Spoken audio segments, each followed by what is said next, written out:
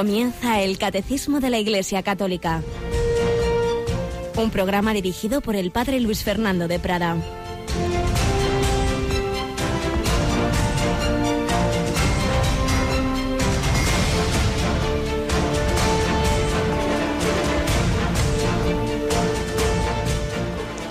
Alabados sean Jesús, María, José y también hoy los abuelos del Señor, San Joaquín y Santa Ana. Muy buenos días, mi querida familia de Radio María. Pues sí, hoy la Iglesia celebra a los padres de la Virgen María, según la tradición Joaquín y Ana. Ana, nombre muy bíblico que aparece ya en diversos personajes, y Joaquín. No sabemos nada de los nombres ni ningún dato, en cambio, de los padres de San José, que a fin de cuentas es la familia por donde viene el mesianismo davídico, es la familia de David. Pero bueno, lo importante es esa veneración a aquellos que Jesús pudo tratar como abuelos, y por eso desde hace años hoy tenemos muy presentes a los abuelos. Tenemos con nosotros no una abuela, sino una jovencita, Cristina Rubio. Buenos días, Cris. Buenos días, un término medio, ni jovencita ni abuela. Bueno, y aunque ni tú ni yo tenemos en la tierra ya los abuelos, pero siempre tenemos esas figuras entrañables, ¿verdad? Claro que sí, ahora los abuelos son, en mi caso, por ejemplo, nuestros padres, y bueno, pues todos los oyentes de Radio María que nos escuchan y que tienen ese privilegio de poder tener a alguien que le llame abuelo. Pues hoy les vamos a tener muy presentes. Sí. Todos los papas han insistido en la importancia. Recuerdo cuando vino Benedicto XVI a Valencia, habló de los abuelos, y el Papa Francisco habla mucho de esa importancia, ¿verdad?, de aprender de la sabiduría, de la experiencia de los abuelos. Y ciertamente en otras culturas, civilizaciones, bueno, digamos en África, madre mía, los mayores, esos son los que cuentan. Aquí en cambio los dejamos enseguida de lado, ¿verdad? Y eso es una señal muy mala. Pues vamos a encomendarnos especialmente, y por supuesto también felicitamos a los que llevan ese patronazgo de Joaquín, de Ana, muchas Anas entre nosotros. Todos ellos les felicitamos, y hoy en la Santa Misa se pueden escoger bien las lecturas que corresponden, de lo que se llama la lectura continua, que sería pues lo que salió también en la misa dominical del Evangelio del Sembrador, o se puede coger lecturas propias de esta memoria de Joaquín y Ana. Concretamente, el Evangelio es un fragmento muy brevecito de San Mateo, que, como digo, puede escogerse en lugar del de la parábola del Sembrador, en que Jesús dice a sus discípulos: bienaventurados vuestros ojos porque ven y vuestros oídos porque oyen. En verdad os digo que muchos profetas y justos desearon ver lo que veis y no lo vieron, y oír lo que oís y no lo oyeron. Y es que toda la historia de Israel es una historia de esperanza, de que llegara el Mesías. Y por eso dice, muchos profetas y justos desearon ver lo que veis. Y vosotros, se refiere a los apóstoles, lo estáis viendo a ese que esperaba Israel. Tenéis una gran gracia, un gran regalo. Habéis conocido al Mesías, pero mucho más. Es que ese Mesías no iba a ser un gran personaje inspirado por Dios, sino la propia encarnación de Dios, el Emmanuel. Con vosotros hay uno que no conocéis, al que no soy digno de desatar la correa de la sandalia, había anunciado Juan Bautista. Bueno, pues si Jesús le dice eso a los apóstoles, también nos lo dice a nosotros. Bienaventurados nosotros, porque hemos vivido ya después de Cristo y le hemos conocido y hemos recibido esa fe. Y sabemos que nuestra vida no está sola, que nos acompaña el Emmanuel, el Dios con nosotros, y que vive con nosotros para ser nuestro camino, verdad y vida, para llevarnos a la vida eterna. Y por eso, niños, jóvenes, matrimonios, padres, abuelos, ancianos, todos, nuestra vida debe ser vivida en esperanza, en esperanza. No vamos a la nada, vamos a esa familia eterna, a compartir la familia de la Trinidad. Solo si uno se separa voluntariamente, si rechaza esa invitación, entonces se pierde, entonces se puede perder, porque Dios no impone a nadie su amistad, pero Él quiere salvarnos a todos. Por eso bajó del cielo a la tierra, por eso se insertó en una familia humana.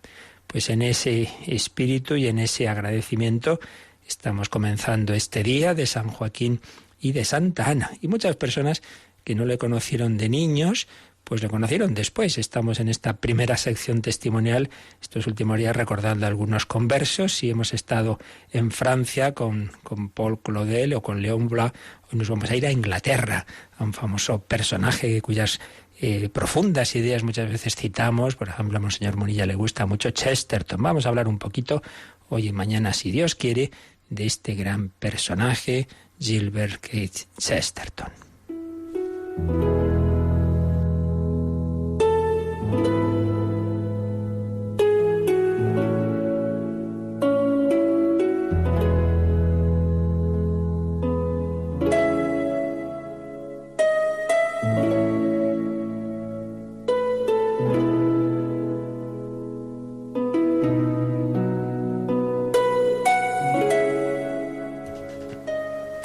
En esta galería testimonial de personajes relativamente modernos o contemporáneos nuestros, conversos a la fe, vamos a hablar de Gilbert Keith Chesterton, que vivió entre 1874 y 1936, un gran personaje británico.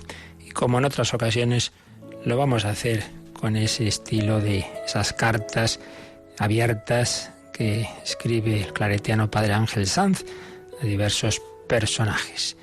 Leemos esta carta que le escribe a Gilbert. Querido Gilbert, hay que reconocer que fuiste un tipo fuera de lo normal.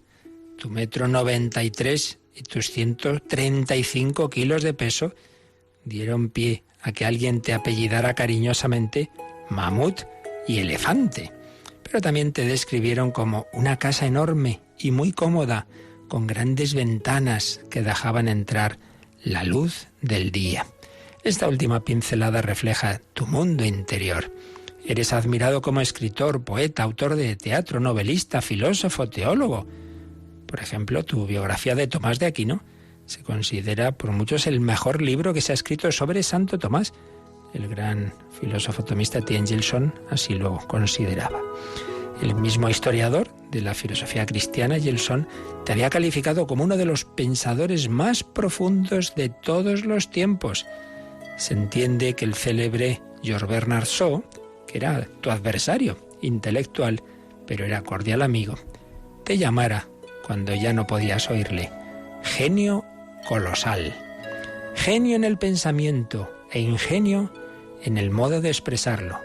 Como cuando dices: las ideas son peligrosas, sobre todo para quien no tiene ninguna.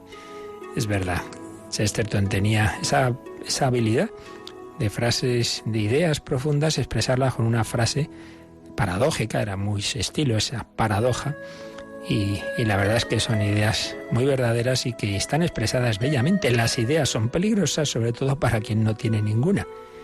Si lees esto con tu vista miope y tu insustituible binóculo, te bastará una fracción de segundo para salir con una ocurrencia inesperada.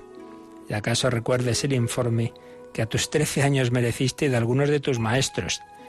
Tiene una habilidad inconcebible para olvidarse de todo en un plazo mínimo. Y también dijeron: ¿sabe usted una cosa, Chesterton? Si pudiéramos abrirle la cabeza, no encontraríamos el cerebro, sino un trozo de manteca. Bueno, esto es consolador porque a veces un niño que parece que no tiene capacidad, que no va a hacer nada, esto ha pasado bastantes veces. Profesores que han desesperado de algún alumno que luego ha sido un gran genio. Por eso hay que tener mucho cuidadito en esos juicios que a veces se hacen de pequeño en las familias, en los colegios, pueden hundir a un niño, y es al revés. Lo que hay que hacer es sacar de cada uno lo mejor, que muchísimas veces es mucho, pero que por alguna mala experiencia uno se empieza a desanimar. Pudo haberle pasado a Chesterton. Bueno, pues gracias a Dios no le pasó, porque fijaos, sigue escribiendo el Padre Ángel Sanz: la gente se asusta al conocer que escribiste 100 de libros, participaste en otros 200, publicaste 4.000 ensayos en diarios, cientos de poemas y un número incontable de columnas periodísticas. Aunque lo que te hizo más simpático fueron tus geniales caricaturas. Digo caricaturas en la primera acepción del término, porque te encantaba dibujar y reírte de ti mismo en tus dibujos, pero también sabías tomarte a broma en tus descripciones. Así, por ejemplo, sabiéndote un hombre de peso, alababas con humor la generosa cortesía que te había llevado a ceder tu asiento en el metro a 3 señoras. Y lo que ocupaba Chesterton valía para 3 señoras. O advertías en una conferencia a tus regocijados oyentes: no soy tan gordo como parezco, es que ustedes me ven amplificado por el micrófono. Bueno, pues también de aquí podemos sacar buenas enseñanzas, reírnos de nosotros mismos, no dramatizar lo que alguno puede considerar nuestros defectos, lo que alguno podría desanimarle, acomplejarle. Chesterton se reía de sí mismo. Por eso sigue nuestro autor escribiendo: uno de los títulos que podría sustentar con pleno derecho es el de apóstol del buen humor. Un buen humor escrito, gráfico y escenificado. Y es que supiste poner tu fulgurante ingenio al servicio de la mejor causa, hacer la vida más sana, más sonriente y divertida a los que tenían fe, siempre eso sí, desde un principio intocable, matar la estupidez sin atacar, sin destrozar a las personas.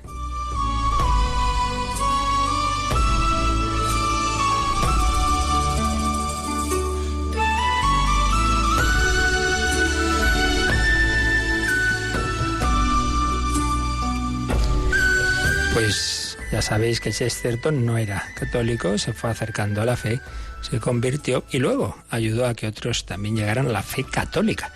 Por eso sigue escribiendo Ángel Sanz: me entero de que gracias a tu original combinación de la lógica con la risa, muchos lograron desembarazarse del agnosticismo y del ateísmo. C.S. Lewis, el autor de las Crónicas de Narnia, Evelyn Waugh, Graham Greene o Sir Alec Guinness, este gran actor, son solo algunos ejemplos. Y es que eras tan divertido en la forma como serio en el fondo.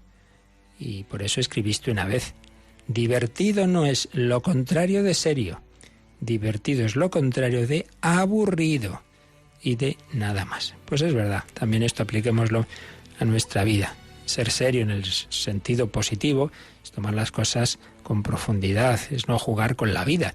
Pero eso no quiere decir que tengamos que estar con cara aburrida o cosa parecida, porque la verdad es que a veces uno en las iglesias, en las misas o a la salida, ve salir a la gente con una cara que dice: Dios mío, pero no salen del encontrarse con el Salvador, pues no parece. Hay que pedir al Señor vivir con ese espíritu alegre y esperanzado. Y terminamos por hoy lo que escribe el padre Ángel Sanz: tus paradojas no se quedaban en juegos de palabras. A veces comenzaban haciendo sonreír, pero luego hacían pensar. Decías, por ejemplo: la Iglesia nos pide que al entrar en ella nos quitemos el sombrero, pero no la cabeza. Pues sí, es una idea famosa de Chesterton, que la fe no quiere decir que dejemos la razón, que dejemos de pensar, en absoluto. Un hombre muy profundo que unió esa profundidad con la simpatía, con el buen humor. Mañana, si Dios quiere, seguiremos hablando de Chesterton, que hay quien está promoviendo incluso su proceso de beatificación. Pues pedimos al Señor que nos ayude a vivir con alegría nuestra fe, nuestra esperanza.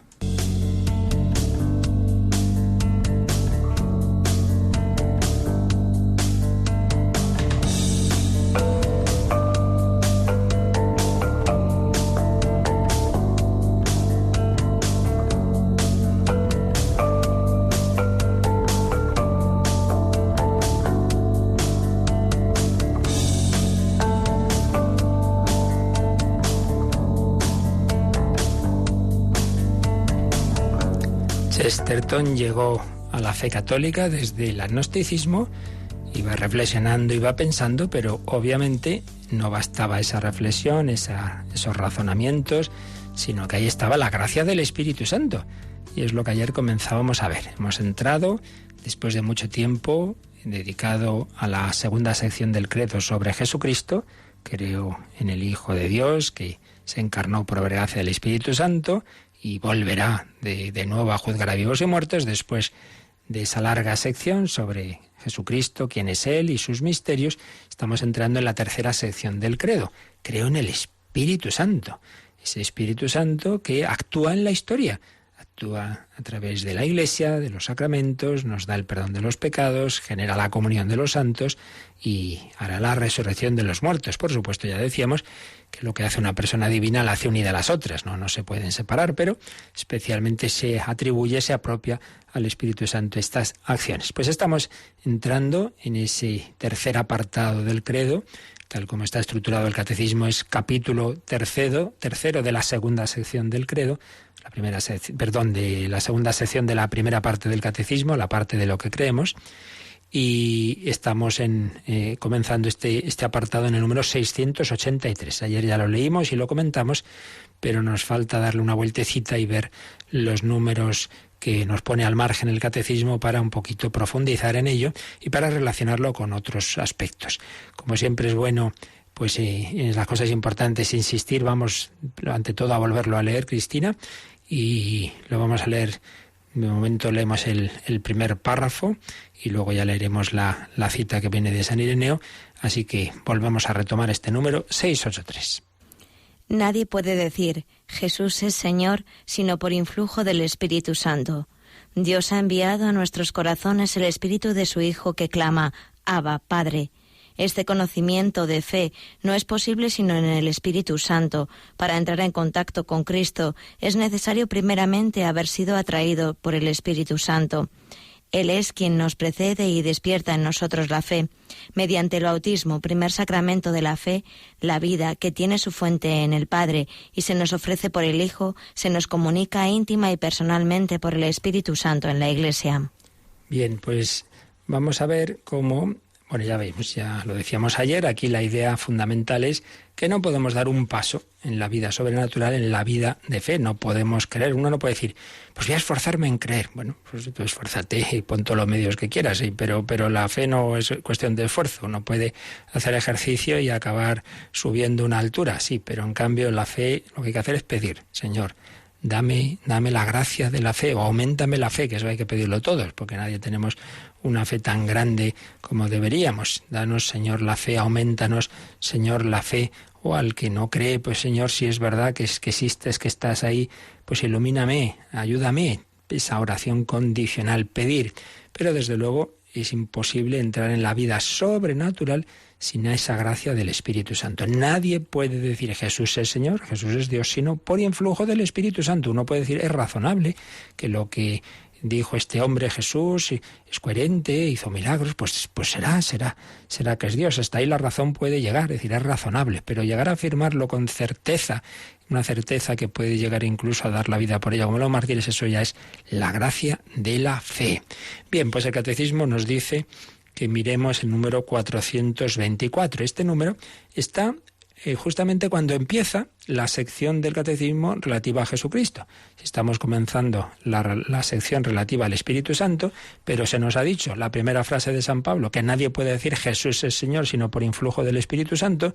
Entonces nos dice el Catecismo, miremos el número 424. A ver, ¿cómo relacionamos aquí a esa fe en Jesucristo con el Espíritu Santo? Pues vamos a leer ese número, Cristina. Movidos por la gracia del Espíritu Santo y atraídos por el Padre, nosotros creemos y confesamos a propósito de Jesús, tú eres el Cristo, el Hijo de Dios vivo. Sobre la roca de esta fe confesada por Pedro, Cristo ha construido su Iglesia. Pues veis, viene a decir más o menos lo mismo, pero en este punto lo decía desde la perspectiva de esa fe en Jesucristo. ¿Cuál es el fundamento de la fe cristiana? Pues decir lo que dijo San Pedro en la confesión de Cesarea de Filipo, cuando Jesús dice, ¿quién dicen los hombres que es el Hijo del Hombre? Pues que si Juan el Bautista, que bueno, ¿y vosotros quién decís que soy yo? Entonces San Pedro dice, tú eres el Mesías, el Cristo, el Hijo de Dios vivo. Esta frase, esta cita, recordémosla, Mateo 16:16, es fácil de recordar, 16:16, porque mirad, ahí está el núcleo de la fe católica, que Pedro, el Papa, Pedro, confiesa a Jesús y le dice, tú eres el Mesías, el Cristo, el ungido, el Hijo de Dios vivo. No simplemente un hombre inspirado por Dios, un hombre en el que Dios está especialmente presente, no, el Hijo eterno hecho hombre. Eres el Salvador. Bueno, pues ahí está el núcleo de la fe católica. Pero para hacer esa confesión, dice este 424, tenemos que estar movidos por la gracia del Espíritu Santo y atraídos por el Padre. De hecho, recordaréis que cuando San Pedro dice estas palabras, Jesús le dice, bienaventurado tú, Simón, porque eso no te lo ha revelado la carne y la sangre, es decir, eso no es por tu ingenio, porque eres muy listo, que tampoco era demasiado. No es por eso, sino que eso te lo ha revelado mi Padre.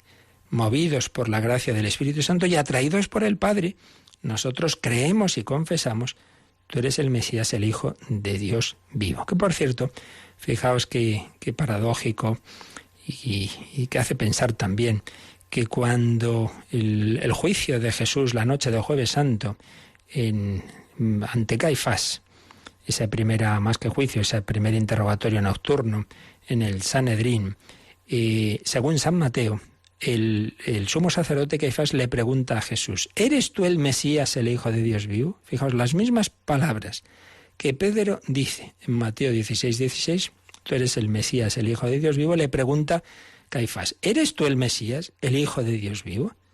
Y Jesús le dice que sí, tú lo dices. Y eso significa su condena a muerte. Pues bien, en ese momento en que dentro del palacio estaba Jesús respondiendo a esa pregunta que un tiempo antes, quizá un año o dos antes, Pedro ya había respondido movido por el Espíritu Santo, en cambio, en esa noche, él está negando conocer a Cristo, ahí fuera en el patio. Es una reflexión que hace Benedicto XVI en su obra Jesús de Nazaret. Yo no había caído nunca, la verdad, en esa relación tan sugerente de, por un lado, la confesión de Pedro en Cesarea de Filipo: tú eres el Mesías, el Hijo de Dios vivo. La pregunta de Caifás: ¿eres tú el Mesías, el Hijo de Dios vivo? Y las negaciones de Pedro. Y es que ahí vemos que, por un lado, nuestra fe, la fe de la Iglesia, se asienta en el Espíritu Santo, en la acción del Padre. La Iglesia es obra del Señor, pero está la debilidad humana. Y entonces esa debilidad humana hace que el mismo que, movido por el Espíritu Santo, Pedro dice, confiesa a Jesús, luego lo va a negar. Y por supuesto también esa debilidad humana puede llegar a condenar a Cristo como aquel que representaba la suprema autoridad del pueblo de Dios, pero que en ese momento pues el personaje era un personaje que iba a lo suyo, que iba al poder. Era una dinastía, la de Caifás, Anás, etcétera, que les interesaban sus cosas y ya está. Bueno, lamentablemente, pues esto es así, y es así también en la Iglesia muchas veces, y por eso no tenemos que perder la fe ni escandalizarnos. Es que el cura de mi pueblo, fíjate lo que hizo, y qué escándalo, y se marchó con el dinero. Sí, hombre, sí, y Judas también. Vaya descubrimiento al cabo de 20 siglos. Tenemos que saber distinguir pues lo que es la acción de Dios en su Iglesia, que ahí está Jesucristo, y lo que es la debilidad humana. Pero cuando Pedro confiesa, pues es eso, es Pedro, no es Simón, es Pedro, movido por el Espíritu Santo. Por eso este 424 dice: sobre la roca de esta fe confesada por San Pedro, Cristo ha construido su Iglesia. Bien, pues este es uno de los números que nos sugiere el Catecismo que relacionemos con el que estamos viendo del Espíritu Santo.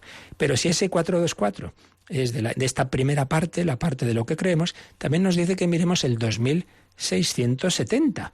Y en cambio, este es de la cuarta parte, la parte de la oración.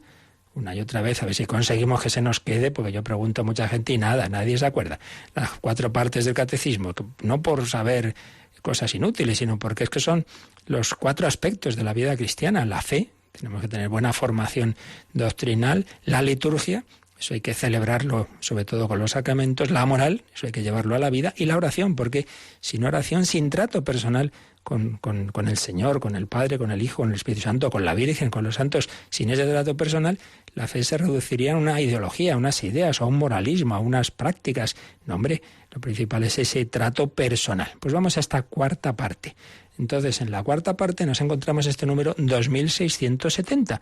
A ver, ¿qué nos dice este número sobre el Espíritu Santo, Cristina? Nadie puede decir Jesús es Señor sino por influjo del Espíritu Santo. Cada vez que en la oración nos dirigimos a Jesús, es el Espíritu Santo quien con su gracia preveniente nos atrae al camino de la oración, puesto que Él nos enseña a orar recordándonos a Cristo. ¿Cómo nos dirigimos también a Él orando? Fíjate. ¿Cómo nos dirigimos también? ¿Cómo no dirigirnos? Ay, perdón. Por eso la Iglesia nos invita a implorar todos los días al Espíritu Santo, especialmente al comenzar y al terminar cualquier acción importante. Y añade una cita de San Gregorio Nacianceno. Si el Espíritu no debe ser adorado, ¿cómo se diviniza Él por el bautismo? Y si debe ser adorado, ¿no debe ser objeto de un culto particular? Entonces, fijaos, vuelve a retomar la misma primera frase. La misma frase de San Pablo, que aparecía también la primera en el número que estamos comentando. Nadie puede decir Jesús es Señor sino por influjo del Espíritu Santo. Esto ya lo habíamos visto, pero ahora, ¿cómo lo aplica? Pues lo aplica a la oración. Cada vez que en la oración nos dirigimos a Jesús, es el Espíritu Santo quien, con su gracia preveniente, es decir, previa a nuestra acción, nos atrae al camino de la oración. O sea, la verdadera oración no es cosa de que yo ahí medite mucho, es obra del Espíritu Santo. Por eso decíamos ayer que en toda acción, pero especialmente en la oración, hay que invocar al Espíritu Santo. Por eso dice, puesto que Él nos enseña a orar recordándonos a Cristo, ¿cómo no dirigirnos también a Él orando? Hombre, pues invoca al Espíritu Santo, ven Espíritu Santo. Por eso la Iglesia nos invita a implorar todos los días al Espíritu Santo, especialmente al comenzar y al terminar cualquier acción importante. No solo al comenzar, también al terminar. Igual que hay que pedir y hay que dar gracias, ¿verdad? Y hace una reflexión, esto es una reflexión muy de los santos padres, y aquí nos ha puesto esta cita de San Gregorio Nacianceno, que dice, estaba polemizando con aquellos que negaban la divinidad del Espíritu Santo y por tanto no querían que fuera divinizado. Y entonces cuando dice, si el Espíritu no debe ser adorado, si como ustedes dicen no hay que adorar al Espíritu, ¿cómo es que me diviniza Él por el bautismo? Si me diviniza es porque es Dios. Y si debe ser adorado, ¿no debe ser objeto de un culto particular? Si debe ser adorado, pues hay que darle un culto particular. Por eso hay oraciones especiales al Espíritu Santo y hay culto al Espíritu Santo. Veni Creator Spiritus, ven Espíritu Santo. Que enseguida vamos a hacer esto también nosotros. Vamos a invocar al Espíritu Santo. Pues vamos a hacerlo pues precisamente con ese Veni Creator Spiritus, y así pues le pedimos al Señor que realmente nuestra oración y nuestra vida pues esté movida por Él, por el Espíritu Santo, esté movida por aquel que es el único capaz de hacer que podamos confesar a Cristo, que podamos decir Jesús es Señor.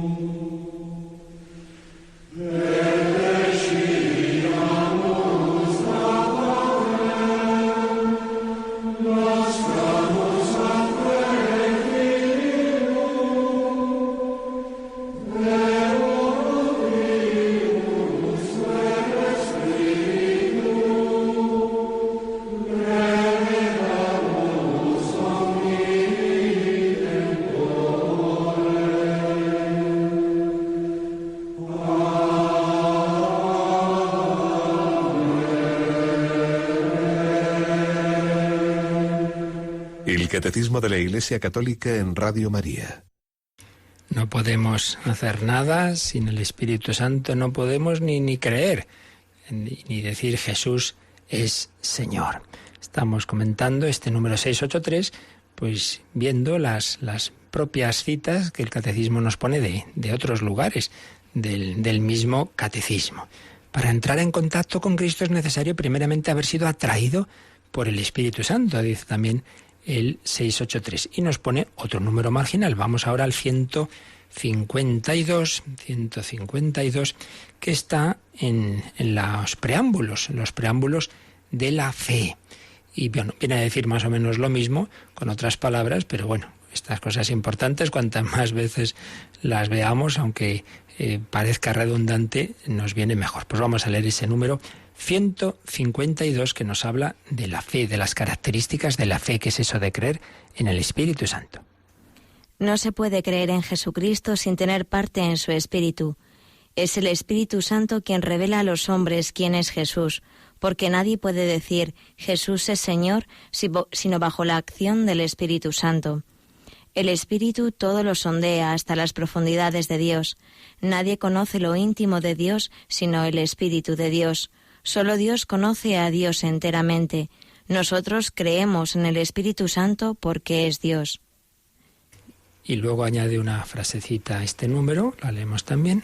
La Iglesia no cesa de confesar su fe en un solo Dios, Padre, Hijo y Espíritu Santo. Pues bien, esto está, como digo, en los preámbulos, antes de entrar ya en el credo, pues explicando qué es la fe, y nos habla de ese creer en, y subraya el en. Nosotros creemos en el Espíritu Santo, porque como os decía ayer, no simplemente es creer que yo creo que existe el Espíritu Santo, pues como puedo creer que existe la luna. No. Creer en quiere decir apoyarse en. Yo me apoyo en el Espíritu Santo como Dios que es mi roca. Como me apoyo en el Padre, me apoyo en el Hijo, porque son un solo Dios. Por eso la Iglesia confiesa su fe en un solo Dios, Padre, Hijo y Espíritu Santo. Pero dado que es un solo Dios, sí, pero en tres personas, esto tiene una implicación muy importante, que ya vimos al principio del credo, hablamos de la Santísima Trinidad. No vamos a repetir todo lo de entonces, pero sí que un aspecto muy importante, y es que debemos tener relaciones personales con cada persona divina. Pues, habla con Dios. Bueno, habla con Dios, pero habla con el Padre, con el Hijo, con el Espíritu Santo. Por eso, fijaos, cuando las oraciones de la misa, ¿a quién las dirigimos? No las dirigimos a Dios en general, dirigimos pues normalmente al Padre. ¿Cómo lo sabemos? Pues fijaos cómo terminan las oraciones. Oh Dios, te pedimos tal, te lo pedimos por tu Hijo Jesucristo. Pues está claro que nos estamos dirigiendo al Padre. Por supuesto, cuando antes de comulgar rezamos el Padre Nuestro, pues ¿a quién se dirige el Padre Nuestro? Al Padre, es obvio. Pero en cambio tenemos esa otra oración. Señor Jesucristo, que dijiste a tus apóstoles, la paz os dejo. Pues está claro, la dirigimos a Jesucristo. O en nuestra oración privada, el Señor mío Jesucristo, el alma de Cristo, pues claro, son oraciones a Jesucristo. Y cuando decimos ven Espíritu Santo, pues también está claro, estamos invocando a la tercera persona divina. Y os habréis fijado que también en este número 152 vuelve a aparecer esa frase de San Pablo. Nadie puede decir Jesús es Señor sino bajo la acción del Espíritu Santo. Está claro, que es un aspecto fundamental, y es que tendemos a ser muy pelagianos, a pensar que yo hago las cosas por mis fuerzas, por mis razonamientos, con mis propósitos, y así nos va. No. Hay que ser más humildes y pedir más la gracia de Dios. El cristianismo es gracia, y la gracia se pide.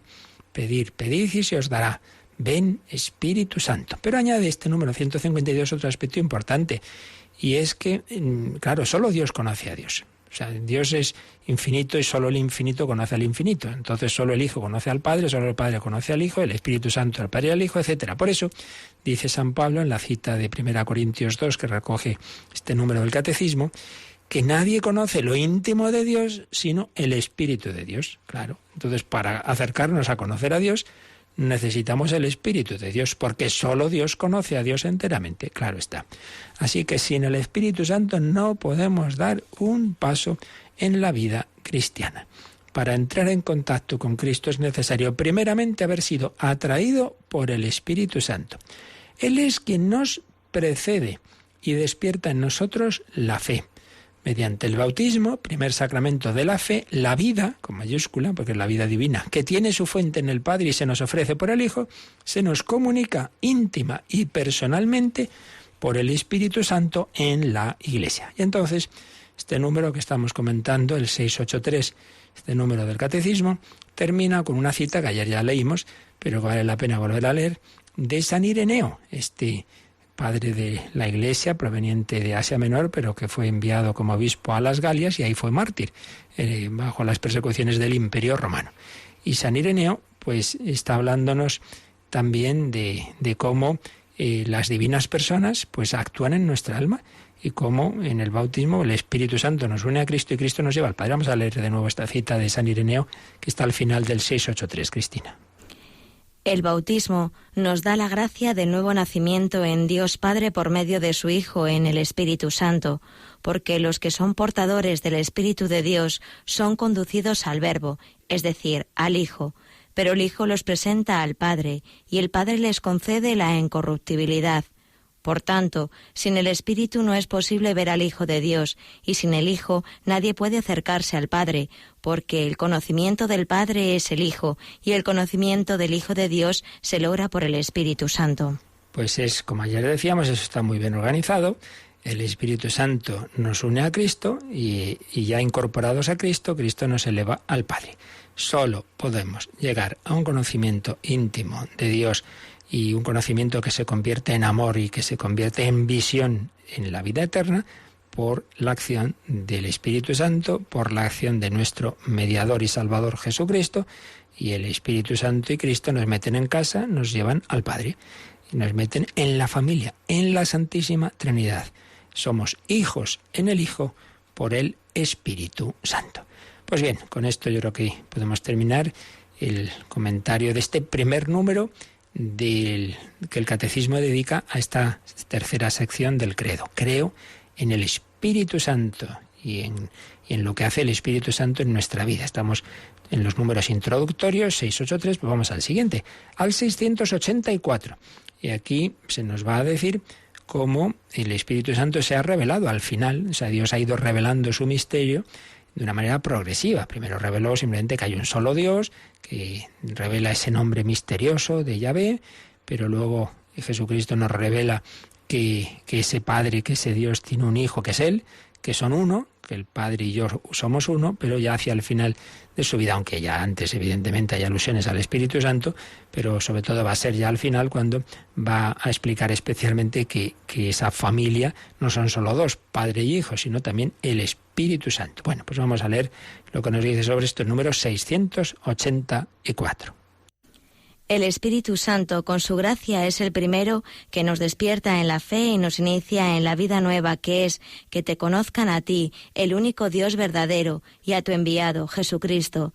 No obstante, es el último en la revelación de las personas de la Santísima Trinidad. San Gregorio Nacianceno, el teólogo, explica esta progresión por medio de la pedagogía de la condescendencia divina. Entonces nos va a poner aquí una cita larga de este santo padre de Nacianzo, San Gregorio Nacianceno, al que llamaban el teólogo, por ser una gran mente, un hombre pues muy versado en la teología, una teología arrodillada, no una teología abstracta, sino vivida en oración, pero también con mucha profundidad. Pues vamos a leer este texto en que San Gregorio Nacianceno explica cómo Dios en su pedagogía ha ido revelando su misterio. El Antiguo Testamento proclamaba muy claramente al Padre y más oscuramente al Hijo. El Nuevo Testamento revela al Hijo y hace entrever la divinidad del Espíritu. Ahora el Espíritu tiene derecho de ciudadanía entre nosotros y nos da una visión más clara de sí mismo. En efecto, no era prudente, cuando todavía no se confesaba la divinidad del Padre, proclamar abiertamente la del Hijo, y cuando la divinidad del Hijo no era aún admitida, añadir el Espíritu Santo como un fardo suplementario, si empleamos una expresión un poco atrevida. Así, por avances y progresos, de gloria en gloria, es como la luz de la Trinidad estalla en resplandores cada vez más espléndidos. Pues fijaos qué bien lo explica San Gregorio Nacianceno. Vamos a volver al principio de este número 684, porque nos ha dicho lo siguiente, que en realidad el primero que actúa en nuestra alma para hacernos cristianos es el Espíritu Santo, lo que estamos diciendo. No llegamos a la fe sin la acción del Espíritu Santo. Si Dios no actúa en nuestra alma, si Él no se adelanta y Él nos mueve, porque incluso aunque uno diga, no, yo me he convertido porque yo he estado buscando, he estado reflexionando, sí, claro, eso está muy bien, pero si has estado buscando y has estado reflexionando es porque Dios te ha estado empujando y ayudando. Stein no da los pasos que da así porque sí, sino porque Dios estaba actuando en su alma, en su corazón.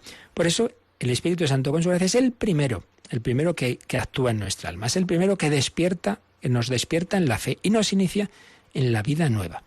Una vida de la que Jesús dice en Juan 17:3 que consiste en esto, que te conozcan a ti, el único Dios verdadero, y a tu enviado Jesucristo. El Espíritu Santo es el primero que actúa, pero ese que es el primero que actúa en nuestra vida, en realidad fue el último que fue revelado explícitamente cuando Dios fue, a lo largo de la historia de la salvación, revelando quién era Él. Pues claro, como hacemos con todos, si nos presentan a alguien, el primer día no le decimos, mire, yo soy tal y de pequeño me pasó esto y sabe usted, yo siento. Y no, hombre, no. Empezamos por cosas más superficiales y bueno, si vamos tomando confianza con esa persona, pues según qué tipo de relación tengamos, puede que al cabo de meses o de años, esto lo veo yo, pues personas que hablan con el sacerdote, van tomando confianza y a lo mejor al cabo de mucho tiempo, pues algo que nunca se han atrevido a contar a nadie, pues te lo cuentan. Claro, las cosas se van revelando progresivamente. Bueno, pues Dios ha hecho eso, en su caso no por vergüenza ni nada por el estilo, sino precisamente por pedagogía, porque igual que a los niños en catequesis no se nos ocurre, y si se nos ocurre hacemos mal, empezar explicándoles cosas muy complicadas. Eso sería también como si en clase llega un niño, yo qué sé, de 11 años y le explicas unas derivadas que son propias de segundo de bachillerato. El pobre niño no entiende nada, se puede desanimar, yo soy tonto. No, hombre, no, es que eso no es para tu edad. Bueno, pues Dios, nuestro Señor, nos ha ido revelando las verdades progresivamente y también lo que se refiere a la parte moral. Por eso hay cosas que a veces nos pueden escandalizar. Ay, como en el Antiguo Testamento pasaba esto y lo otro. Hombre, Dios va poco a poco subiendo el nivel. Ya lo dice Jesús, por ejemplo, a propósito de lo del divorcio. Por la dureza de vuestro corazón lo permitió Moisés, pero no, ese no era el plan de Dios. Dios va pidiéndonos cada vez más porque nos va dando también cada vez más su gracia. Bueno, pues esto ocurre en la revelación. ¿Cómo se ha revelado un misterio tan misterioso, valga la redundancia, y tan difícil como es el de la Trinidad? Pues primero tenía que quedar claro que solo hay un Dios, porque no hay que olvidar que en el mundo antiguo, en ese mundo en el que se mueve Israel, casi todos los pueblos eran politeístas. Creían en muchos dioses, ídolos, etc. Entonces lo primero que había que dejar claro es que solo hay un Dios. Claro, si en ese momento todavía eso no está claro, se empieza a decir que en Dios está el Padre, el Hijo, el Espíritu Santo, pues lo más seguro es que hubieran hecho 3 dioses, hubieran hecho un politeísmo. Entonces, no. Primero había que asentar esa unicidad de Dios. Eso era lo primero. Por eso dice San Gregorio Nacianceno en este texto que nos ha leído Cristina, que ante todo el Antiguo Testamento proclamaba muy claramente al Padre. No lo llamaba casi nunca así, sino, bueno, Dios, Yahvé, el Señor, Kyrios, Adonai, el Shaddai, distintos nombres que recibe Dios, pero que dejan claro que solo hay un Dios, solo uno. Y dice muy claramente al Padre y más oscuramente al Hijo, pues que es verdad que ya hay anticipos, que ya hay palabras y signos que luego mirados en perspectiva dice, mira, aquí ya se iba anunciando, que no os chocara tanto, que había un hijo. El propio Jesús, en diálogo con los fariseos, les cita, por ejemplo, ese salmo en que David dice esto: dijo el Señor a mi Señor. El Señor a mi Señor. O sea que hay 2 señores ahí, hay un diálogo. Dijo el Señor a mi Señor, siéntate a mi derecha. Si es hijo de David, ¿cómo David lo llama Señor? Dice Jesús. Bueno, esto ya lo vimos en su momento cuando vimos los textos bíblicos sobre Jesucristo. Aquí simplemente recordamos esto, que el Antiguo Testamento primero dejó claro que hay un solo Dios y entonces ahí aparece el Padre. El Nuevo Testamento ya nos revela al Hijo, ya nos revela que Jesús es Dios sin que haya 2 dioses, porque el Padre y yo somos uno. Son 2 personas, pero comparten una única naturaleza. Y ya va, dice, haciendo entrever la divinidad del Espíritu Santo, que aparece, ya va apareciendo también, claro, en el en el Nuevo Testamento. Ya San Juan Bautista habla del Espíritu Santo y dice que Jesús lo derramará sin medida, el Espíritu Santo, en la encarnación, en la anunciación. El Espíritu Santo vendrá sobre ti. Se va hablando del Espíritu Santo, pero sobre todo ya la última cena, donde Jesús, de una manera más clara, más explícita, nos lo dice: yo os enviaré el Espíritu Santo. Y dice, ahora ya, en la vida de la Iglesia, ya claramente el Espíritu Santo tiene derecho de ciudadanía entre nosotros y nos da una visión más clara de sí mismo. Pero antes dice, no era prudente cuando aún no se confesaba la divinidad del Padre, cuando aún no estaba asentada esa fe en el único Dios, proclamar la divinidad del Hijo, pues no hubiera sido prudente. Y cuando aún no habían llegado a creer en Jesús como Dios, empezar a hablar del Espíritu Santo, pues ya era demasiado lío para esas mentes, ¿no? Sino que poco a poco Dios lo ha ido revelando. Por eso dice San Gregorio, por avances y progresos de gloria en gloria, es como la luz de la Trinidad estalla en resplandores cada vez más espléndidos. Ahora ya al final, pues nos podemos encontrar, por ejemplo, con el final del Evangelio de San Mateo. Id y bautizad a todos en el nombre del Padre y del Hijo y del Espíritu Santo. Esta frase ya la comentamos bastante cuando hablamos de la Santísima Trinidad al principio del credo, pero es bueno siempre recordar que esto está al final de San Mateo. Y además fijaos qué profundidad, porque dice, bautizad en el nombre, en singular, del Padre y del Hijo y del Espíritu Santo. En singular, hay un solo Dios, pero hay tres personas. En el nombre del Padre y del Hijo y del Espíritu Santo, al mismo nivel, tres personas divinas, un único Dios que nos quiere bautizar, es decir, meter en su casa, meter en la familia. El Espíritu Santo es el primero que actúa en nuestra alma, pero ha sido el último en ser revelado. Y aquí el número marginal que nos pone el Catecismo Cristiano es el 236. Vamos a este número, 236, que están en esa parte que ya vimos de la Santísima Trinidad, la revelación de la Santísima Trinidad. Y bueno, vienen aquí unas palabrejas griegas que ahora enseguida explicamos. Vamos a ver, lo leemos. Los padres de la Iglesia distinguen entre la teología y la oikonomía, designando con el primer término el misterio de la vida íntima de Dios Trinidad, con el segundo todas las obras de Dios por las que se revela y comunica su vida. Por la oikonomía nos es revelada la teología, pero inversamente es la teología la que esclarece toda la oikonomía. Las obras de Dios revelan quién es en sí mismo, e inversamente el misterio de su ser íntimo ilumina la inteligencia de todas sus obras. Así sucede analógicamente entre las personas humanas. La persona se muestra en su obrar y a medida que conocemos mejor a una persona, mejor comprendemos su obrar. Bien, estas palabrejas un poco están en letra pequeñita este número porque es un poco, digamos, de ampliación, un poquito técnico, ¿no?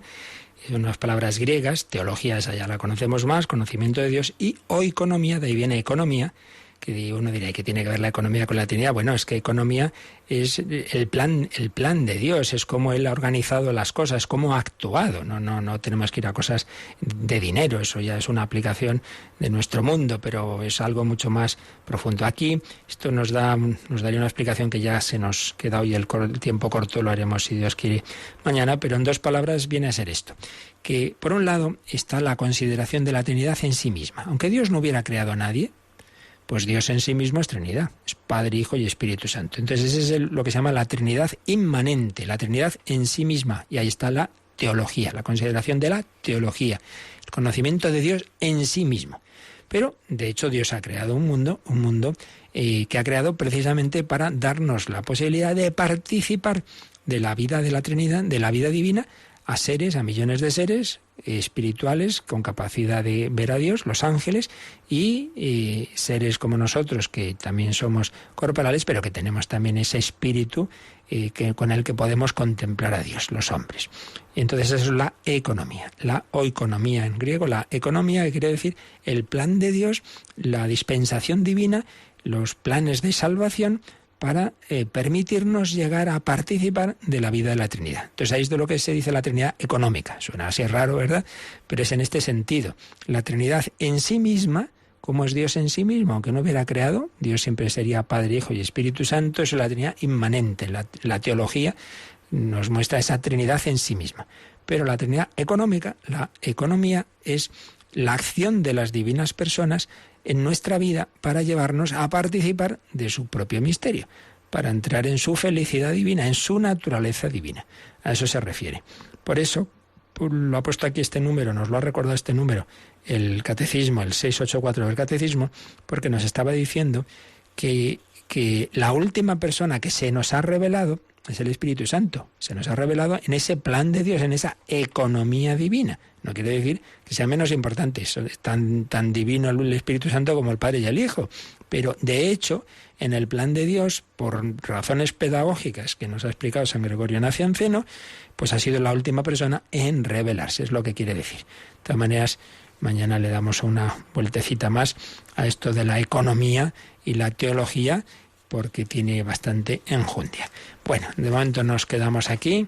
Lo importante que nos está enseñando el Catecismo, pues ya lo estamos diciendo, es que la vida cristiana no se puede vivir simplemente con buenos propósitos y buenas ideas, sino que necesita ser movida por el Espíritu Santo, por esa gracia que nos comunica Jesucristo. Ven, Espíritu Santo, necesitamos la fuerza del Espíritu Santo. Al Espíritu Santo y su gran sacramento de la confirmación se dedicó la JMJ de Sydney en 2008 con un himno muy bonito que ahora recordaremos para acabar nuestra catequesis de hoy en oración, pero también, como siempre, podéis ahora, si tenéis alguna consulta, alguna pregunta, también la podéis hacer.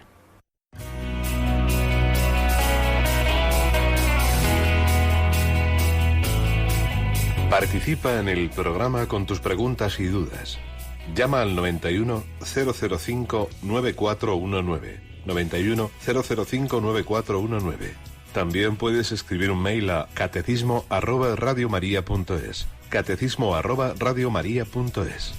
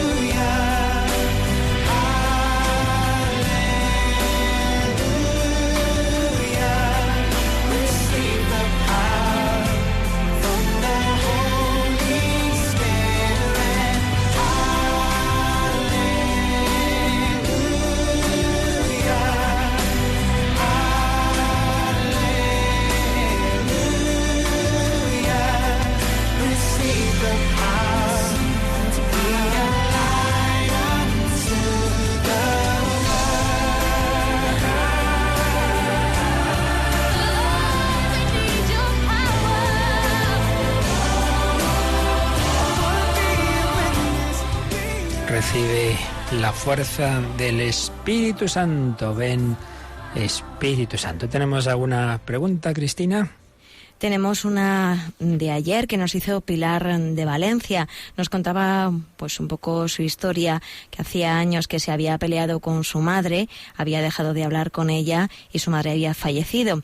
Y esta situación pues no la dejaba descansar, tenía esa culpa que no la deja vivir y quería que le diera un consejo, una recomendación. Bueno, en primer lugar, como siempre decimos en cosas tan personales, yo le aconsejaría que esto lo hablara, supongo que lo habrá hecho, pero bueno, a ser posible eso con calma, con algún sacerdote, que siempre no es lo mismo que aquí media palabrita en la radio, pero en lo que yo pueda decirle, porque esto pasa mucho, ¿no? A todos nos pasa, ¿no? Cuando ya a toro pasado miramos ahí que ya falleció esta persona, y sobre todo si son los padres, pues siempre nos queda la cosa ahí. Eso lo hice mal, aquella vez que me enfadé, no hice lo que debía, y es verdad que eso ocurre. Bueno, pero igual que Dios perdona y olvida, pues hombre, que piense que eso, que le ha pedido perdón al Señor, le ha pedido perdón a su madre, pues ya está, hombre, ella estará con el Señor, así lo esperamos y confiamos y pedimos, y entonces ya solo va a ver las cosas en positivo. Entonces ni Dios ni su madre querrá que esté amargada recordando aquello. Todos cometemos errores, todos tenemos veces que decimos cosas que nos gustaría no haber dicho, pero no hay que estarse torturando ya el resto de la vida, no, porque Dios no quiere eso. Dios perdona y olvida, y seguro que su madre también. Así que no le dé más vueltas y que piense eso, que el Señor perdona y que hay que quedarse con lo positivo. Habrá hecho muchas más cosas buenas con su madre que la negativa. No vamos a quedarnos solo con lo negativo, pero eso nos pasa. Así que nada, mucho ánimo y esperanza. ¿Qué más, Cris? Pues Jaime de Tenerife quería que le diera pues un libro o alguna reseña sobre la inhabitación trinitaria. Bueno, pues así ahora mismo mejor lo digo mañana, porque así a bote pronto tendría que pensarlo un poquito. Pero es verdad que es un punto importante y que tenemos poco presente en nuestra espiritualidad, que la Santísima Trinidad habita en nuestra alma cuando el alma está en gracia. Claro, si no echamos a Dios del alma, pues somos templo de la Santísima Trinidad, y es un tema que han tratado diversos autores, ciertamente. Bueno, ya lo pienso un poquito, a ver si para mañana le puedo decir alguno. Y nada, vamos a terminar, pero no lo queremos hacer sin recordar 2 o 3 cosas. Una, pues de nuevo, que hoy felicitamos especialmente a los abuelos y a los que llevan ese nombre de Joaquín y Ana, y la importancia de que los abuelos sepan transmitir la fe en este mundo en que tantas veces pues ya los hijos no lo hacen, pues esa función tan importante de los abuelos, que fue decisiva, por ejemplo, en la Unión Soviética. Cuando todo el régimen de terrible persecución bajo el comunismo, muchas veces eran las abuelas que en secreto bautizaban a los hijos y hacían ahí su labor, y esa labor fue fundamental. En segundo lugar, recuerdo que esta noche tenemos un programa, El Hombre de Dios, que aunque ahora no, estos días no podemos hacer en directo porque tenemos ahí todo el equipo por ahí en distintas actividades apostólicas, pero esta noche vamos a tratar un tema, reponemos un programa que ayudó mucho en su momento sobre la providencia y el mal, cómo Dios permite el mal, pero de todo ello saca bien. Os lo sugiero, aconsejo esta noche a las 11. Y finalmente os repito la petición que ayer hacíamos entre la fiesta de ayer Santiago y el día de San Ignacio, a ver si en esta semanita reponemos, que este mes nos hemos dormido con los donativos y ha habido un bajón considerable y necesitamos la ayuda de todos día a día, que aquí vivimos al día. Un par de meses o 3 sin donativos, pues cerramos. Así que os pedimos ese empujoncito en atención a estos grandes santos, Santiago Apóstol, patrono de España, y San Ignacio de Loyola, esta última semana de julio, a ver si recuperamos lo que en este mes no habíamos recordado quizá mucho, esa necesidad, y muchos donantes se han dormido quizá por las vacaciones. Sabéis que podéis ir a los bancos, entrar en nuestra página web o llamar al 902-500-518, ese donativo pequeño o grande, para que Radio María siga anunciando la buena noticia. Que paséis un feliz día en el Señor, así se lo pedimos. La bendición de Dios Todopoderoso, Padre, Hijo y Espíritu Santo, descienda sobre vosotros. Alabado sea Jesucristo.